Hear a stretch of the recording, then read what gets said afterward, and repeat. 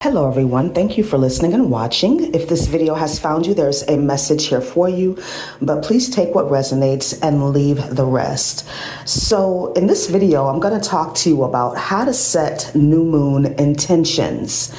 Now, as you know, I talk a lot about astrology on here. I do an astrology post every single day.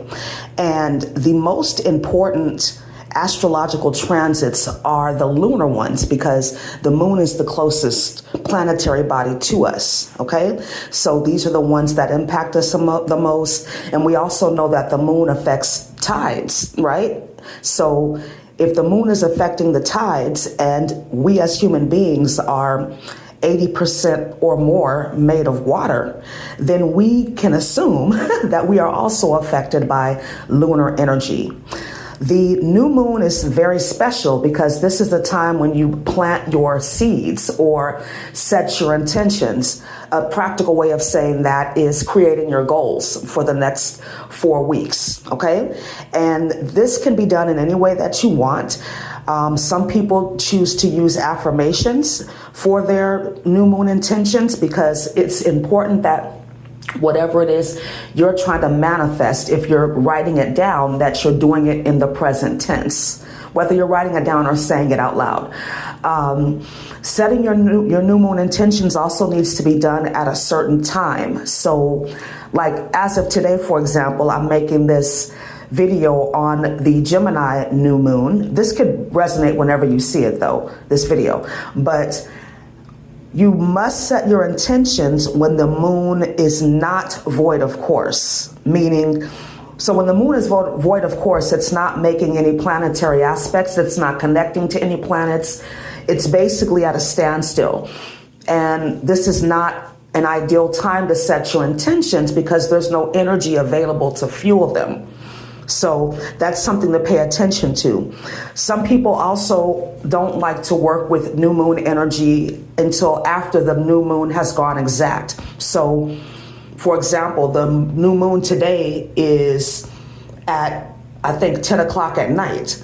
But, you know, we have all day, obviously, for the Gemini new moon, but it goes exact at 10:02. So some people choose to not work with lunar energy or the new moon energy until after it goes exact. But do what you will with that. As long as it's not within, as long as the work that you're doing with the new moon is not within that void of course window, but it's on that day, then it should be good. But do what feels right for you. When you set your new moon intentions, they need to be very specific, but you need to keep it simple. And when you set your new moon intentions, you should also have an action plan in place, right? Because faith without works is dead. And that's where the other lunations come in. Like the first quarter moon is when you make any adjustments to your affirmations or your intentions. Or it could be when you start to see those intentions manifest, whether it's in, you know, small form or large form, you'll start to see things moving, things shaking. And then when you get to that last quarter moon, that's when you decide whether or not goals or affirmations were right for you in the first place.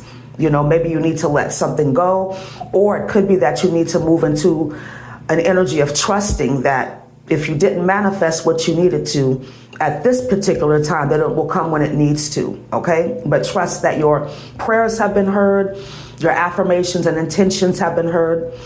Now, some additional things you can do with setting intentions is maybe creating crystal grids. Vision boards are going to be very, very important because the mind works in pictures, okay? So you have your written affirmations. It would be helpful if you could create a vision board that coincides with those affirmations and put it somewhere where you can see it every day. You know, whether that's an actual physical board or you create something that you can look at on your phone every day or on your laptop every day, but it should be somewhere, you know, where you can see it consistently and all the time.